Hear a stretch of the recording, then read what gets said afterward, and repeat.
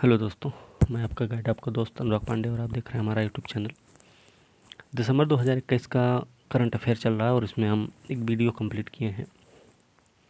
ठीक है, वीडियो महत्वपूर्ण है क्योंकि आपकी परीक्षा की दृष्टि से आपकी परीक्षा में जो पूछे जाने वाले प्रश्न हैं उनमें बहुत ही कारगर साबित होगा। वो परीक्षाएँ चाहे बिहार PCS की हो, चाहे उत्तराखंड हो या फिर मध्य प्रदेश PCS का हो। आप जिस भी एग्ज़ाम की तैयारी कर रहे हैं उन सभी परीक्षाओं के लिए महत्वपूर्ण होगा। बिना समय गंवाए हम शुरू करेंगे आज का चैप्टर और वीडियो को अंत तक ज़रूर देखें। और PDF के अंत में हम जो लास्ट वीडियो होगा उसमें हम 120 प्रश्न का भी एक वीडियो बनाएंगे जो कि महत्वपूर्ण प्रश्न रहेंगे दिसंबर 2021 से संबंधित। ठीक है, तो वीडियो अंत तक जरूर देखें। वीडियो को लाइक शेयर कमेंट करें, साथ में चैनल को भी सब्सक्राइब कीजिए। शुरू करेंगे सुकन्या समृद्धि योजना से। सुकन्या समृद्धि योजना अभियान के तहत 19,535 गाँवों को संपूर्ण सुकन्या ग्राम के रूप में घोषित किया गया है। तो चर्चा में क्यों रहा? चर्चा में इसलिए रहा भाई कि सरकार ने लड़कियों को अधिकतम लाभ सुनिश्चित करने के लिए सुकन्या समृद्धि योजना के सफल कार्यान्वयन के लिए कई प्रभावी कदम उठाए हैं। केंद्रीय वित्त राज्य मंत्री पंकज चौधरी ने लोकसभा में यह बात कही है। प्रमुख बिंदु अगर देखें तो अधिक जानकारी देते हुए मंत्री ने कहा कि डाक विभाग द्वारा चलाए जा रहे अभियान का विवरण इसमें दिया गया है। तो कौन कौन सा विवरण भाई? अभियान है बालिका शक्ति अभियान, 9 दिसंबर 2019 से 18 जनवरी 2020 के बीच में चला।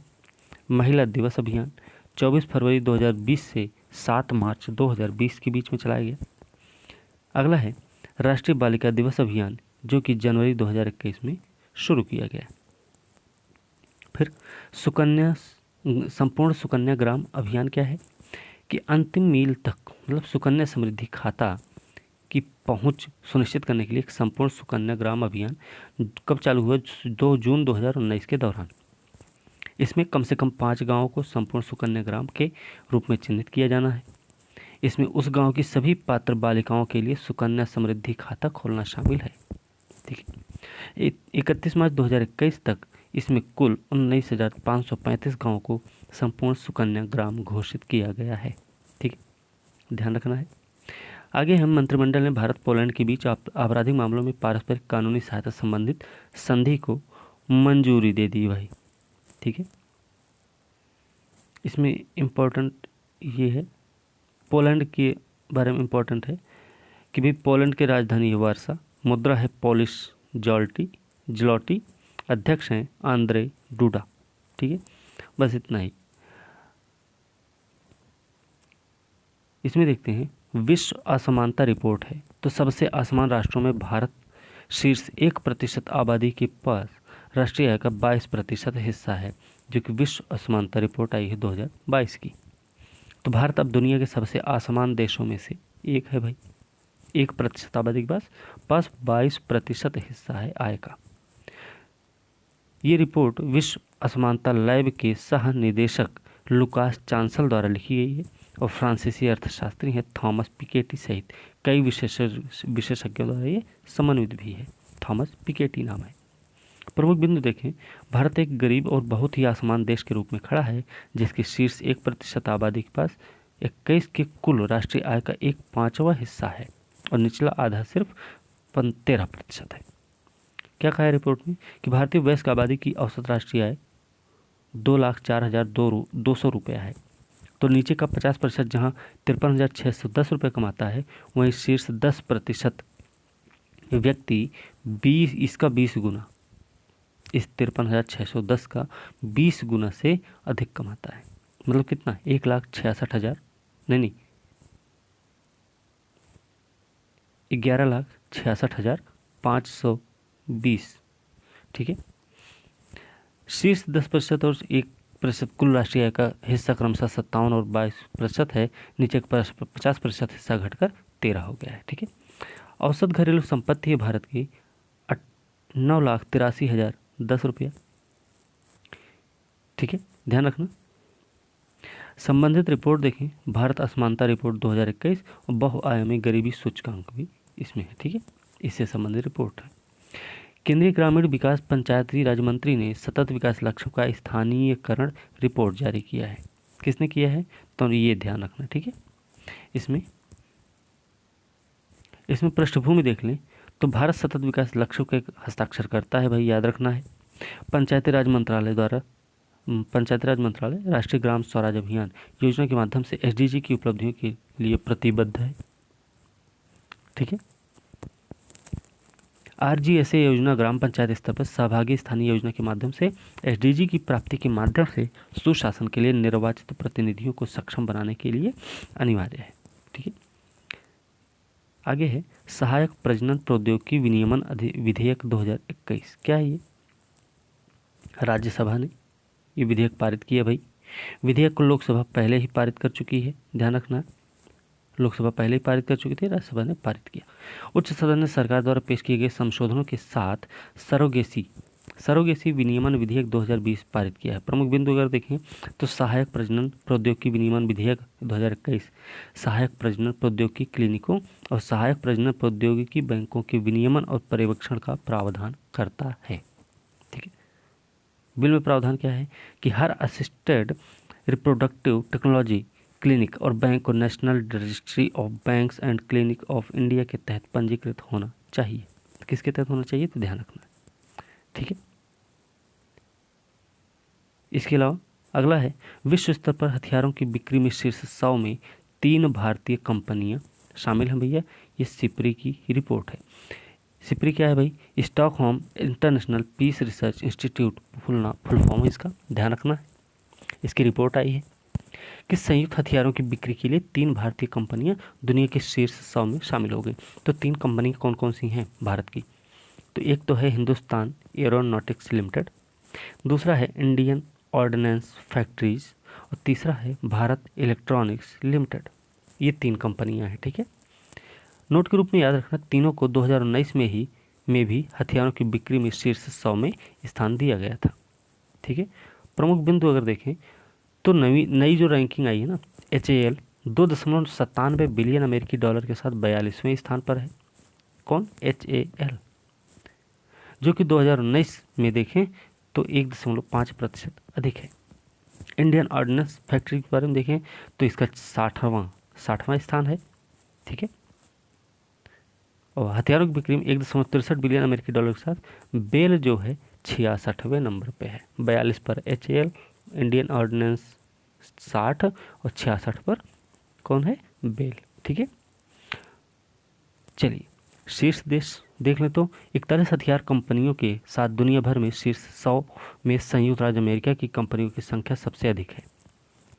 ठीक है, ध्यान रखना कितना है, $285 अरब। चीन 13% के साथ दूसरे नंबर पर, ब्रिटेन तीसरे नंबर पर है। ठीक है, चीन 13% के साथ दूसरे, ब्रिटेन इसके साथ तीसरे नंबर पर है। ठीक है, तो ये ध्यान रखना है, USA, चीन और ब्रिटेन है। NDPS संशोधन विधेयक आया 2021। क्या है ये, narcotics drugs and psychotropic substance act है 1985 में संशोधन करने वाले अध्यादेश को बदलने के लिए विधेयक लोकसभा में पेश किया गया है। ठीक है, इसमें क्या है भाई, प्रमुख बिंदु कि 2014 के संशोधन अधिनियम में प्रारूपण त्रुटि को ठीक करने के लिए NDPS संशोधन विधेयक 2021 लाया गया है। ठीक है, कब लाया गया, शुरुआत में प्रख्यापित एक अध्यादेश का स्थान लिया। ठीक है, ध्यान रखना। ये है क्या, 1985 NDPS। ये भी देखते हैं कि आमतौर पर इसको NDPS अधिनियम के रूप में जाना जाता है। भारत की संसद का यह एक अधिनियम है जो किसी व्यक्ति को उत्पादन, निर्माण, खेती, कब्जा, बिक्री, खरीद, परिवहन, भंडारण या किसी भी मादक दवा में मनोदैहिक पदार्थ का सेवन प्रतिबंधित करता है। नशीली दवाओं की लत से निपटने के लिए पहल जो की गई है भारत सरकार के द्वारा, वो कौन कौन सी है भाई, नार्को समन्वय केंद्र, जब्ती सूचना प्रबंधन प्रणाली, नेशनल ड्रग्स अब्यूज सर्वे और नशा मुक्त भारत, ये 4 अभियान है, ये ध्यान रखना है। ठीक है, आगे चलते हैं। नीति आयोग और भारतीय फाउंडेशन ने कॉन्वोक 2021-22 के शुभारंभ की घोषणा की है। नीति आयोग और भारतीय फाउंडेशन ने मिलकर की है। ठीक है, क्या ये भारतीय इंटरप्राइजेज की लोक हितैषी शाखा है भारतीय फाउंडेशन के साथ साझेदारी में नीति आयोग ने कॉन्वोक 2021-22 की शुरुआत की है। तो कॉन्वोक है क्या? एक राष्ट्रीय शोध संगोष्ठी है। उद्देश्य भारत भर के सभी शिक्षकों, शिक्षाविदों, स्कूलों के प्रमुखों पर विशेष ध्यान देने के साथ शिक्षा प्रदान करने और इसकी गुणवत्ता को मजबूत करने में आने वाली चुनौतियों का समाधान करना है। इसके माध्यम से क्या होगा कि सरकारी स्कूलों के स्कूल शिक्षकों, प्रमुखों, प्राचार्यों और भारतीय फाउंडेशन नेटवर्क के शिक्षकों को वैज्ञानिक दृष्टिकोण के माध्यम से अनुसंधान आधारित समाधानों का उपयोग करने और सीखने के परिणामों में सुधार के लिए जमीनी स्तर पर किए गए अपने प्रयासों को प्रदर्शित करने के लिए प्रोत्साहित किया जाएगा। ठीक है, ध्यान रखना कि यह राष्ट्रीय शिक्षा नीति 2020 के सुझावों को बढ़ावा देगा। याद रखना, ये मेंस में भी आप लिख सकते हैं इसको, जिसमें शिक्षण के लिए नए दृष्टिकोणों को मान्यता दी जाएगी जो इनकी कक्षाओं में सीखने के परिणामों में सुधार करते हैं। आगे है आत्मनिर्भर हस्तशिल्पकार योजना। क्या है?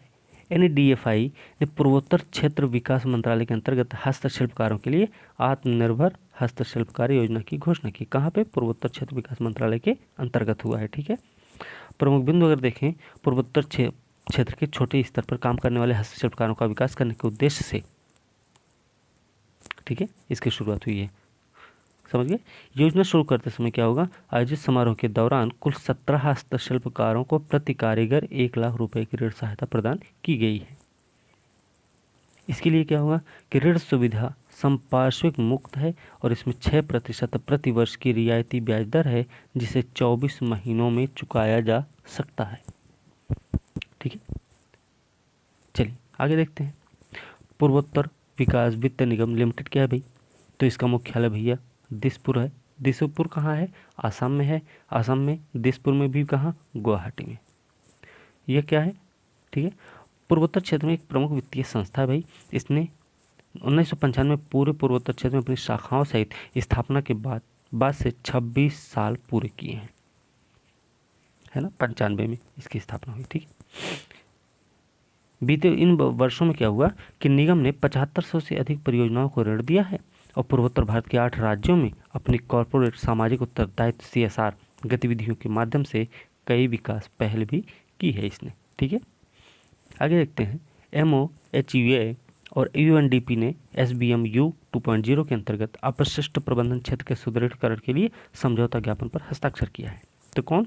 आवास शहरी मामलों मंत्रालय और UNDP ने। ठीक है, ध्यान रखना, स्वच्छ भारत मिशन शहरी 2.0।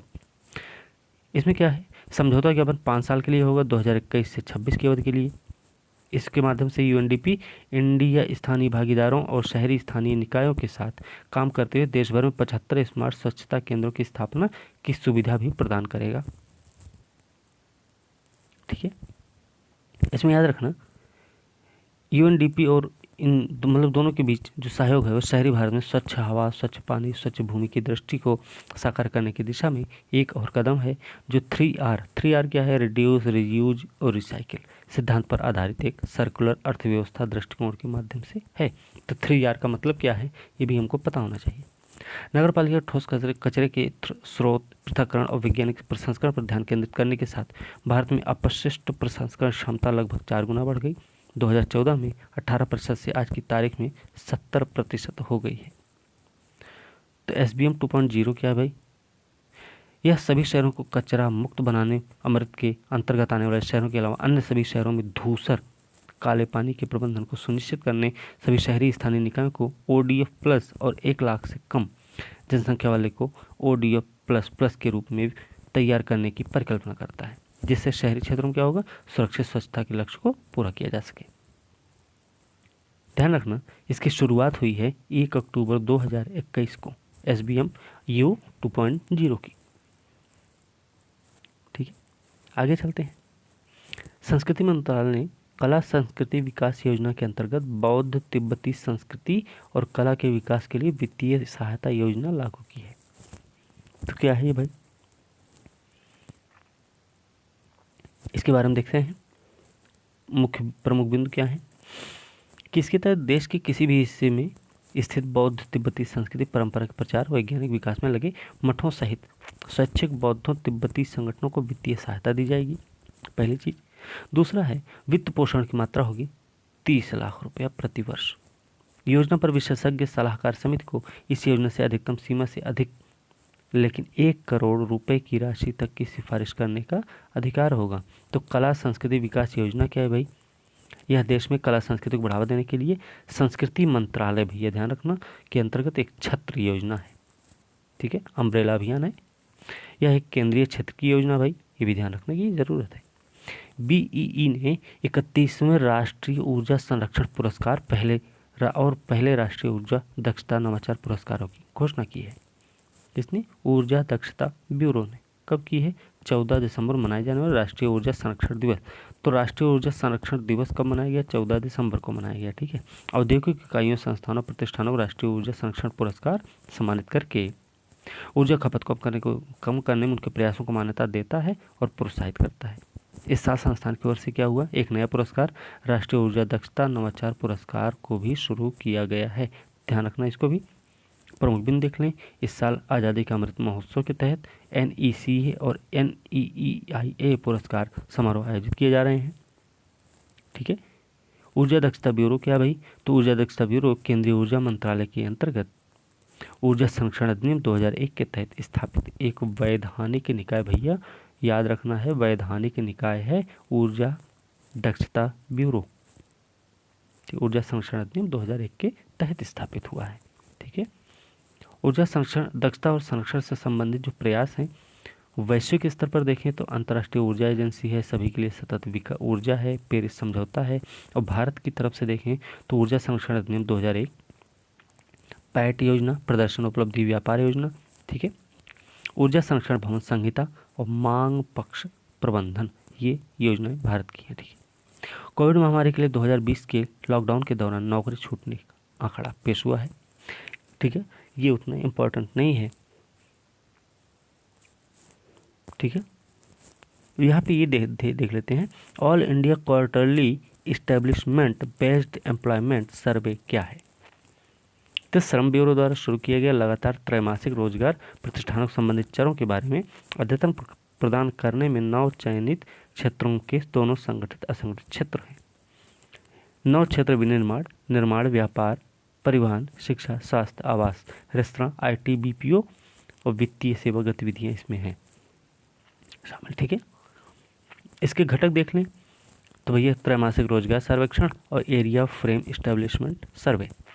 संबंधित पहल की बात करें तो इसमें पंडित दीनदयाल उपाध्याय ग्रामीण कौशल्य योजना, महात्मा गांधी राष्ट्रीय ग्रामीण रोजगार गारंटी योजना, आत्मनिर्भर भारत पैकेज 3.0 के हिस्से के रूप में आत्मनिर्भर भारत रोजगार योजना, दीनदयाल अंत्योदय योजना जो राष्ट्रीय शहरी आजीविका मिशन के तहत है।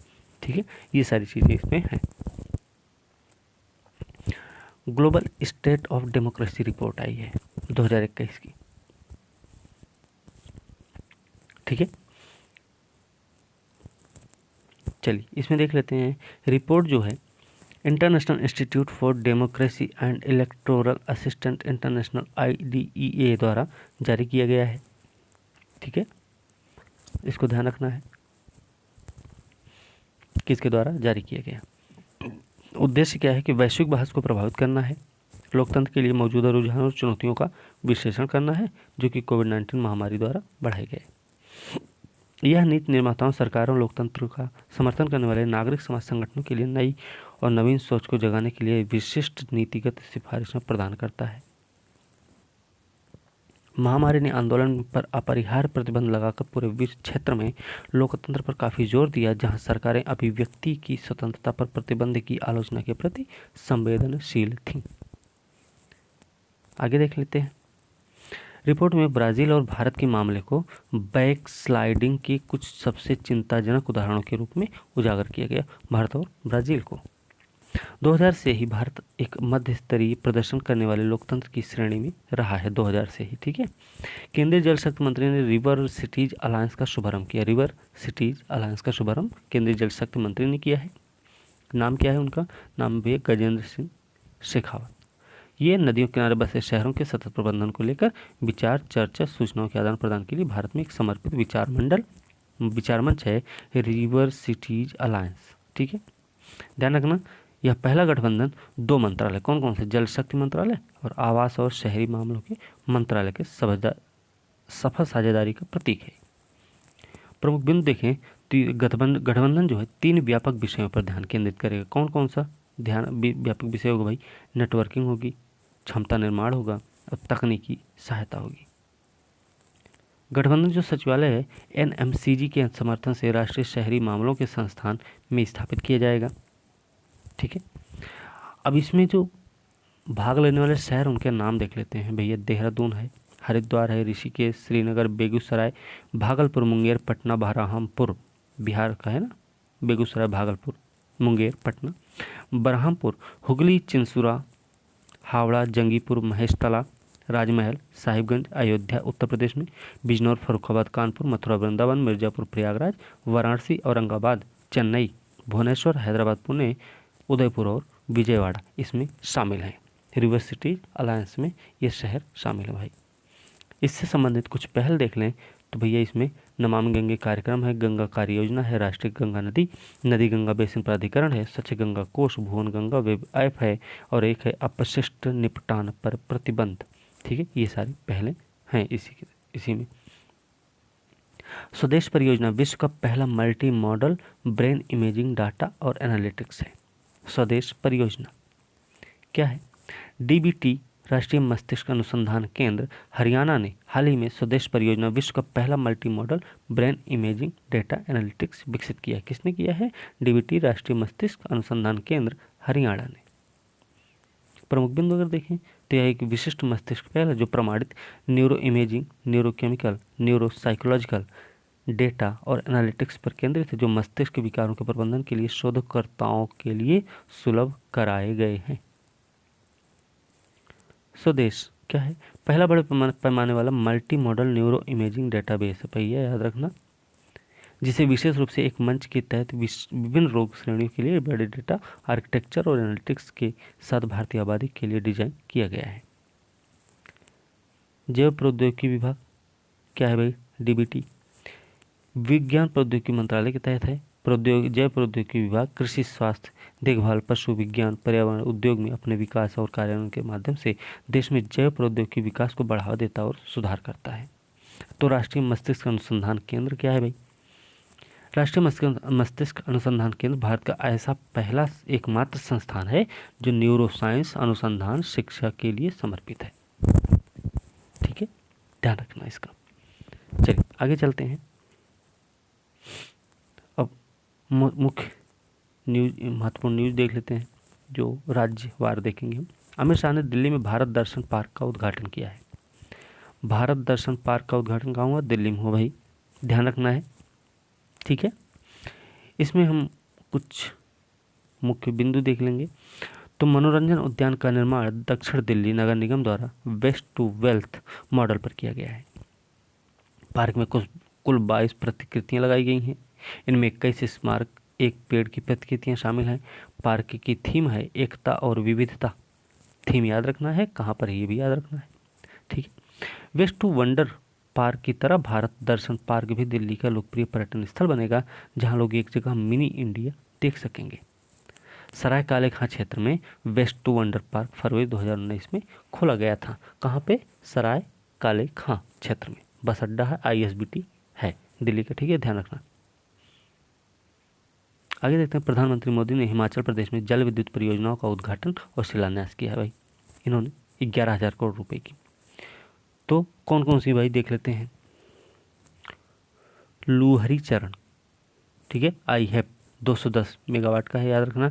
सतलुज नदी है, स्थान है निरथ गांव के पास, जिला है शिमला और कुल्लू हिमाचल प्रदेश में। धौला सिद्ध है, ठीक है, 66 मेगावाट का। नदी है व्यास, स्थान है धौला सिद्ध, जिला है हमीरपुर, उत्तर प्रदेश नहीं हिमाचल प्रदेश। ठीक है, रेणुका जी बांध परियोजना 40 मेगावाट की आधारशिला रखी। इस सावरा कुड्डू जल विद्युत परियोजना 111 मेगावाट का भी उद्घाटन हुआ है। इन्होंने मतलब प्रधानमंत्री जी ने क्या किया कि भारत ने 2016 में ये लक्ष्य रखा था कि वो साल 2030 तक बिजली की कुल स्थापित क्षमता का 40% गैर जीवाश्म ऊर्जा स्रोतों से पूरा करेगा। नोट के रूप में ध्यान रखना है कि 3 दिवसीय काशी भारतीय अंतर्राष्ट्रीय फिल्म महोत्सव का पहला संस्करण 27 दिसंबर 2021 को उत्तर प्रदेश के वाराणसी में शुरू किया गया। तो ध्यान रखना है इसका, ठीक है। चलिए, केंद्र ने नागालैंड में, ये हम कल वाले में भी देख चुके थे, ठीक है, तो इसको अब नहीं देखेंगे। आगे देखते हैं। भारतीय सेना ने महू में क्वांटम प्रयोगशाला की स्थापना की। क्वांटम प्रयोगशाला की स्थापना भारतीय सेना ने कहाँ की? तो ध्यान रखना, महू में की। महू कहाँ भैया? मध्य प्रदेश में है, ठीक है। राष्ट्रीय सुरक्षा परिषद सचिवालय के सहयोग से भारतीय सेना ने हाल ही में प्रौद्योगिकी प्रमुख विकासशील क्षेत्र में अनुसंधान प्रशिक्षण के लिए महू के military college of telecommunication engineering में क्वांटम प्रयोगशाला की स्थापना की है, महू में, ठीक है। MPPC वाले ध्यान रखें। इसी संस्थान में भारतीय सेना ने आर्टिफिशियल इंटेलिजेंस केंद्र भी स्थापित किया, जिससे प्रमुख क्षेत्रों में 140 से अधिक नियुक्तियां की गई हैं, ठीक है।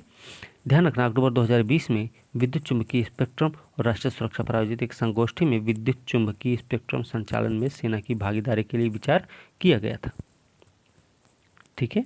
चलिए आगे देख लेते हैं। संकल्प स्मारक क्या है भाई? संकल्प स्मारक अंडमान निकोबार कमांड के कमांडर इन चीफ हैं लेफ्टिनेंट जनरल अजय सिंह ने 29 दिसंबर 2021 को नेताजी सुभाष चंद्र बोस के आगमन के ठीक 78 साल बाद, ठीक किसके आगमन के 78 साल बाद? नेताजी सुभाष चंद्र बोस के संकल्प स्मारक राष्ट्र को समर्पित किया। कहाँ? अंडमान निकोबार में, ठीक है, ध्यान रखना। प्रमुख बिंदु देखें। भारत के स्वतंत्रता संग्राम की गाथा में दिनांक 30 दिसंबर 1943 का वक्त एक विशेष स्थान रखता है। इस दिन क्या हुआ? पोर्ट ब्लेयर में भारतीय जमीन पर पहली बार राष्ट्रीय ध्वज फहराया गया था, पोर्ट ब्लेयर में, ठीक है। यह भी महत्वपूर्ण है कि नेताजी 16 जनवरी 1941 को कोलकाता से ब्रिटिश निगरानी से बच निकले थे और लगभग 3 साल बाद 29 दिसंबर 1943 को भारतीय जमीन पर लौट आए और इसके अगले दिन उन्होंने पोर्ट ब्लेयर हवाई अड्डे पर राष्ट्रीय ध्वज फहराया था। कब फहराया था? 29 दिसंबर 1943 को आए थे और 30 को फहराए थे। आज़ाद हिंद की अनंतिम सरकार के प्रमुख और भारतीय राष्ट्रीय सेना के सर्वोच्च कमांडर के रूप में नेताजी की इन द्वीपों की यात्रा ने उनके वादे के सांकेतिक रूप से पूरा होने में 1943 के अंत तक भारतीय धरती पर खड़ी होगी, ऐसा उन्होंने बोला था, ठीक है। आगे देखते हैं। वाराणसी में विभिन्न परियोजनाओं का उद्घाटन हुआ है प्रधानमंत्री जी के द्वारा, ठीक है। तो देख लेते हैं कौन कौन से भाई वाराणसी में। यूपी वाले ध्यान रखें। उत्तर प्रदेश राज्य औद्योगिक विकास प्राधिकरण फूड पार्क कारखियाँ वाराणसी में बनास डेयरी संकुल की आधारशिला रखी गई। बनास डेयरी संकुल की आधारशिला कहाँ? बनारस में। दुग्ध उत्पादक सहकारी संघ संयंत्र रामनगर वाराणसी के लिए बायोगैस आधारित विद्युत उत्पादन संयंत्र की आधारशिला रखी गई। उन्होंने राष्ट्रीय डेयरी विकास बोर्ड की मदद से भारतीय मानक ब्यूरो द्वारा विकसित एक पोर्टल लोगो लॉन्च किया है, जो दुग्ध उत्पादों की अनुपालन मूल्यांकन योजना के प्रति समर्पित होगा।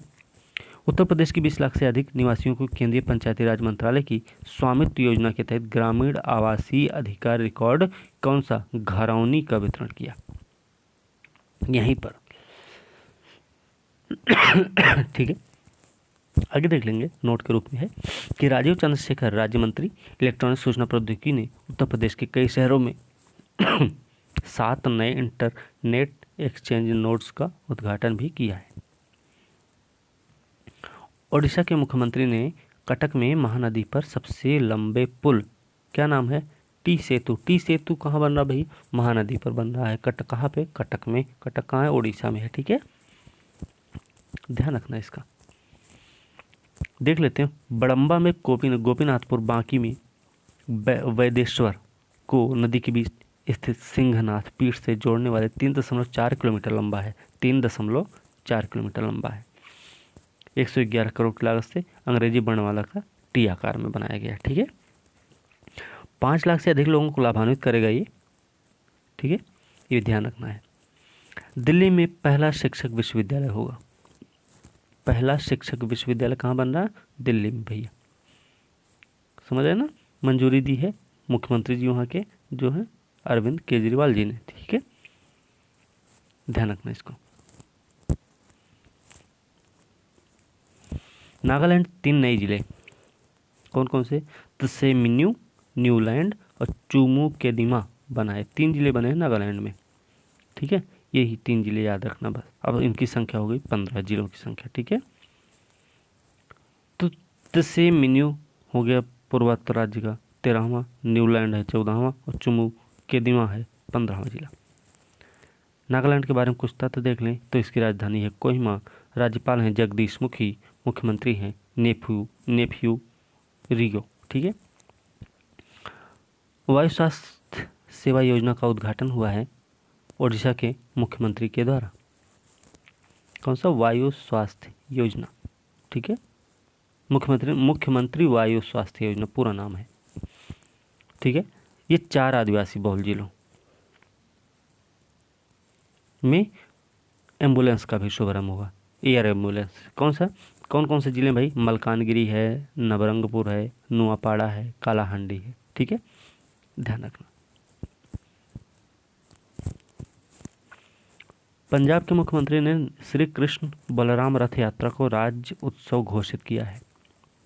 तो श्री कृष्ण बलराम रथ यात्रा को राज्य उत्सव किसने घोषित किया? पंजाब में के मुख्यमंत्री ने घोषित किया, ठीक है। नाम है चरणजीत सिंह चन्नी, ठीक है, याद रखना। 25वीं श्री बालकृष्ण रथ यात्रा को हरी झंडी दिखाने के दौरान घोषणा हुई है। यात्रा 2 साल के अंतराल के बाद कोरोना वायरस प्रतिबंधों के कारण निकाली गई थी।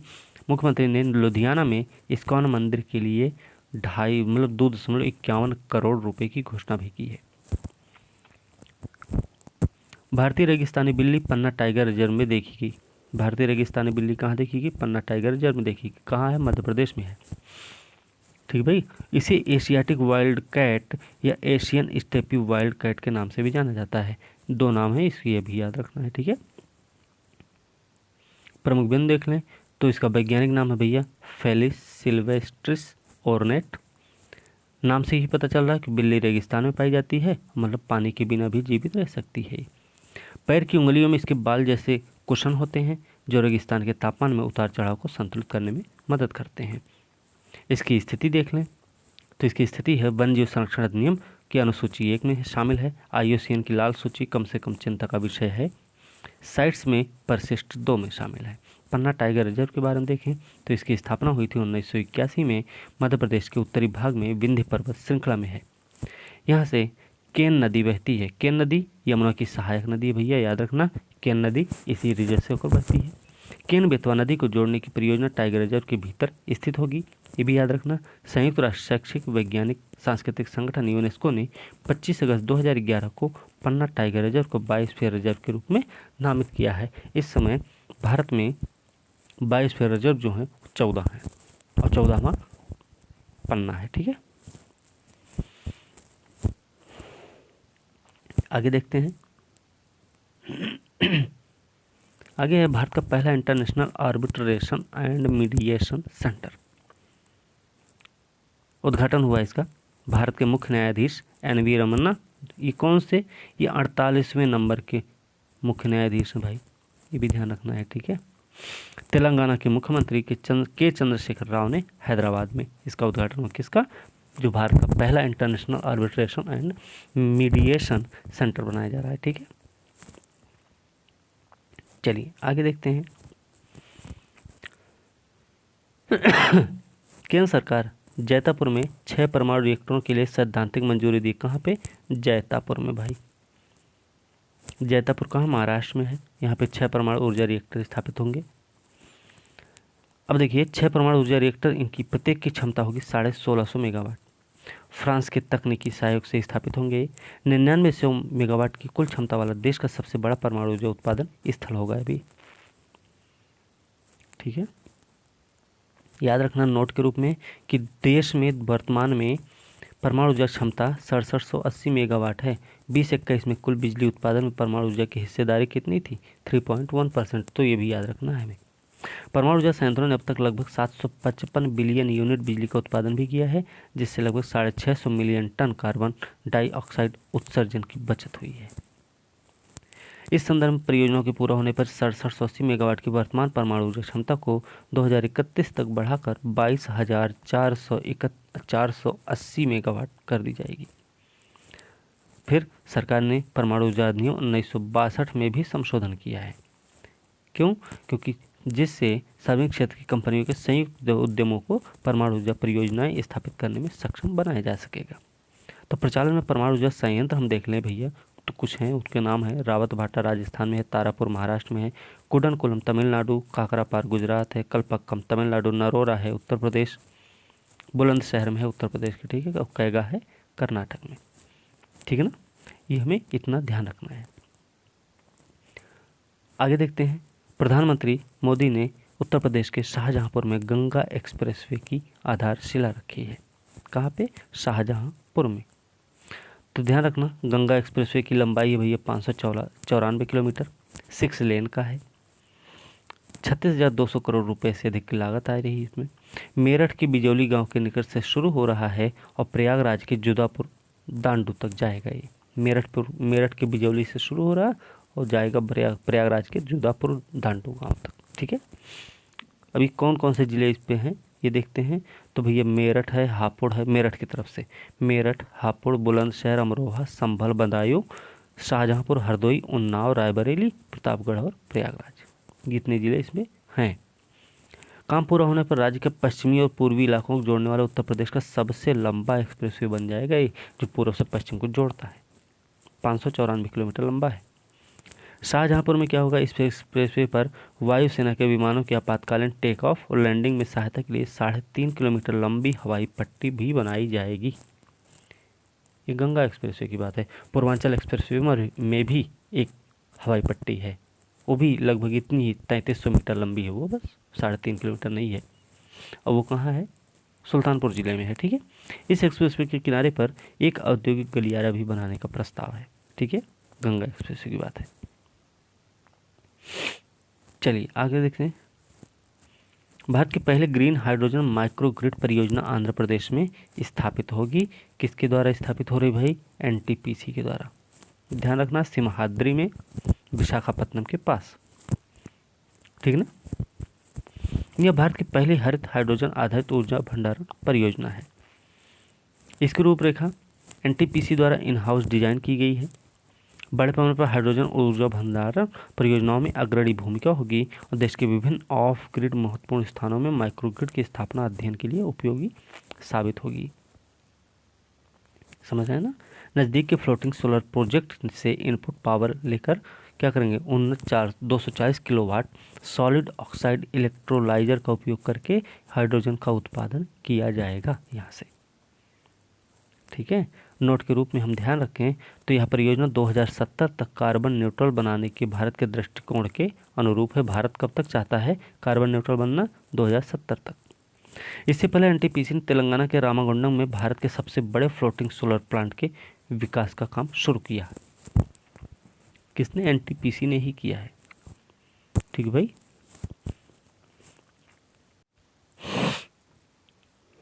आगे देखते हैं। उत्तर प्रदेश में हैदरपुर आर्द्रभूमि को रामसर साइट में रूप में मान्यता मिल गई। तो हैदरपुर आर्द्रभूमि है, देश की 47वीं रामसर साइट हो गई है और अंतर्राष्ट्रीय स्तर पर 2463वीं रामसर साइट, 47वीं भारत की, विश्व की 2463वीं साइट है। हैदरपुर 6908 हेक्टेयर क्षेत्र में फैला है। उत्तर प्रदेश के कहाँ? मुजफ्फरनगर और बिजनौर सीमा पर है। यह 1984 में सोलानी गंगा और गंगा नदियों के संगम पर मध्य गंगा बैराज निर्माण के द्वारा बनाया गया था और हस्तिनापुर वन्य जीव अभयारण्य का यह एक हिस्सा भी है, ठीक है। तो ध्यान रखना है इसका भी हमें। उत्तर प्रदेश में अब कितने हो गए? 9 रामसर आर्द्रभूमि स्थल, ठीक है। रामसर कन्वेंशन देख लें भाई। तो अंतर्राष्ट्रीय संधि है, उद्देश्य आर्द्रभूमि के संरक्षण सतत उपयोग पर। ईरान में रामसर शहर के नाम पर इस कन्वेंशन पर 1971 में हस्ताक्षर हुए थे। नोट के रूप में याद रखें, इससे पहले अगस्त 2021 में भारत से 4 और आर्द्रभूमि को रामसर स्थलों में शामिल की गए। वो कौन है? गुजरात से थोल है, वाधवाना है, हरियाणा से सुल्तानपुर और भिंडावास है। हाल में उत्तराखंड के पिथौरागढ़ जिले में अस्कोट वन्यजीव अभयारण्य को भी अस्कोट वन्यजीव अभयारण्य पर्यावरण संवेदनशील क्षेत्र घोषित किया गया है, ठीक है। आगे देखते हैं। तमिलनाडु में कोजुवेली वेटलैंड को 16वें पक्षी अभयारण्य के रूप में घोषित किया। किसको? कोजुवेली वेटलैंड कहाँ है? तमिलनाडु में है। क्या है ये? 16वां पक्षी अभयारण्य है। ठीक भैया, तो ध्यान रखना, इसमें ध्यान रखना ये है कि पुलिकट झील के बाद काजूवेली वेटलैंड को दक्षिण भारत की दूसरी सबसे बड़ी खारे पानी की झील के रूप में जाना जाता है। किसको? काजूवेली वेटलैंड को। ठीक है, इसकी घोषणा वन्यजीव संरक्षण अधिनियम 1972 धारा 18 की उपधारा 1 के तहत की गई। इसके बारे में देखें तो इसमें मरक्करम ताल्लुक में 3027.25 हेक्टेयर और वनूर तालुक में 5151.60 हेक्टेयर भूमि शामिल है। यह अभयारण्य पूर्वी तट के साथ बंगाल की खाड़ी के निकट स्थित है। काजूवेली अंतर्राष्ट्रीय महत्व का एक भूमि है जो तमिलनाडु के पूर्वी तट में 670 वर्ग किलोमीटर क्षेत्र में फैला हुआ है। आगे देखते हैं, प्रधानमंत्री मोदी ने उत्तर प्रदेश के बलरामपुर में सरयू नहर राष्ट्रीय परियोजना का उद्घाटन किया। कहाँ पर? बलरामपुर में भाई। ठीक है, याद रखना इसको। उत्तर प्रदेश में अभी गोरखपुर में AIIMS उर्वरक संयंत्र ICMR केंद्र का भी उद्घाटन किया इन्होंने। ठीक है, चलिए आगे देख लेते हैं। अब देखिए, इससे एक चीज़ और सरयू नहर से याद रखना कि पूर्वी प्रदेश उत्तर प्रदेश कौन सा? बहराइच, श्रावस्ती, बलरामपुर, गोंडा, सिद्धार्थनगर, बस्ती, संतकबीरनगर, गोरखपुर, महाराजगंज के 9 जिलों को इससे फायदा मिलेगा। ठीक है, ये भी याद रखना बस। और इसमें एक चीज़ और याद रखना है, इसके तहत क्या होगा? जल संसाधनों का इष्टतम उपयोग सुनिश्चित करने के लिए 5 नदियाँ मिलाई जाएंगी। कौन कौन सी? घाघरा, सरयू, राप्ती, बाणगंगा, रोहिणी को आपस में जोड़ना शामिल है। ठीक है, आगे देखते हैं। केंद्रीय मंत्रिमंडल ने केन बेतवा नदियों को आपस में जोड़ने की परियोजना की मंजूरी दी। ये बहुत पहले की बात है, हमने इस पहले भी बता रखा है। ठीक है, इसको हम नहीं देखेंगे ज़्यादा, इस थोड़ा सा देख सकते हैं। केन बेतवा नदी मध्य प्रदेश में शुरू होती है, यमुना की सहायक है। केन उत्तर प्रदेश में बांदा जिले में यमुना और उत्तर प्रदेश के हमीरपुर में बेतवा से मिलती केन नदी। उत्तर प्रदेश बांदा में यमुना से मिलती है और हमीरपुर में बेतवा से मिलती है। बेतवा नदी पर राजघाट, परीचा और माता टीला बांध है। बेतवा पर ही केन नदी पन्ना टाइगर रिजर्व से होकर गुजरती है। ठीक है ना, चलिए आगे चलते हैं। आगे देखते हैं, नीति आयोग द्वारा भारतीय हिमालयी क्षेत्र में स्प्रिंग शेड प्रबंधन पर संसाधन पुस्तक का विमोचन किया गया है। नीति आयोग द्वारा किया गया भाई, ये भी हमें ध्यान रखना है।